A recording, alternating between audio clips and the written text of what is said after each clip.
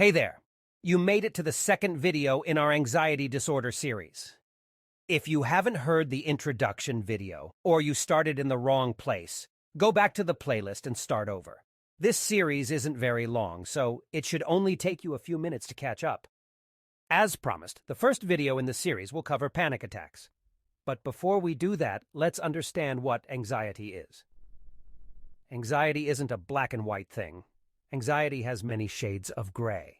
You can have minor anxiety, medium anxiety, or overwhelming anxiety. In fact, anxiety itself is our fight or flight response. Humans are supposed to have some anxiety, but it shouldn't be active all the time. An anxiety disorder is basically your fight and flight response being active constantly, and it can be quite uncomfortable. Think of it as leaving the sink running and the drain is plugged. A normal person could drain the sink while your sink continues to run and overflows. It's a horrible problem to have, and that's why we're making a video series on it. Another way to explain anxiety would be thinking in worst-case scenarios. A worst-case scenario thinker may also be considered a negative person, or perhaps pessimistic. When you're thinking about the worst-case scenario, your mind is running all the time. Your brain is coming up with scenarios and conclusions that don't exist yet. Try to remember that one. Your brain is coming up with scenarios and conclusions that don't exist yet.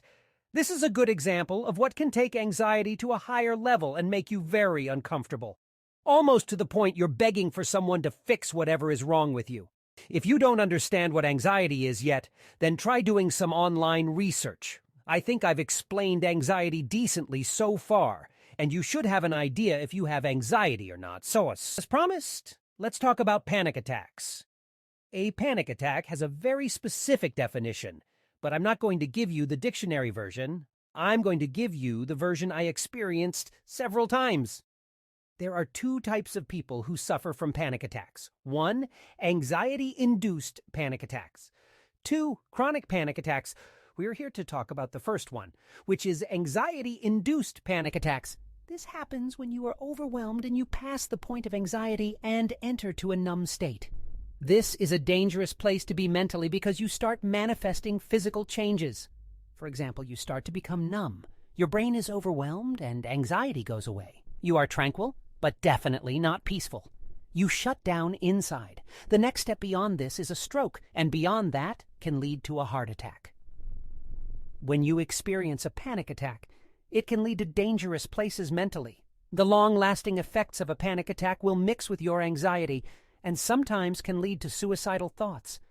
I can't stop your mind from going there, but I can tell you that you have the ability to prevent reaching that point. If you do get to that point, just remember you have the power to stop and rethink everything. Sometimes when you reach that point of no return, you will find that life is more important than your disorder.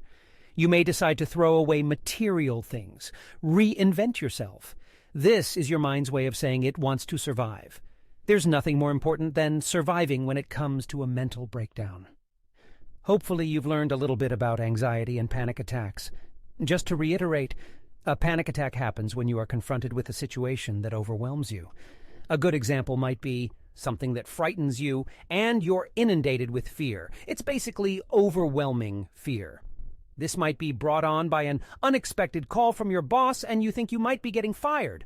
Or it could be brought on by your wife telling you she wants a divorce.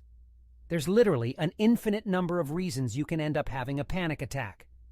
Anxiety and panic aren't going away for the moment, so if you find yourself in a dark place, stop and think about life and that you need to keep living. Find a way to keep yourself alive. If you enjoyed this video, check out the next one. See you there.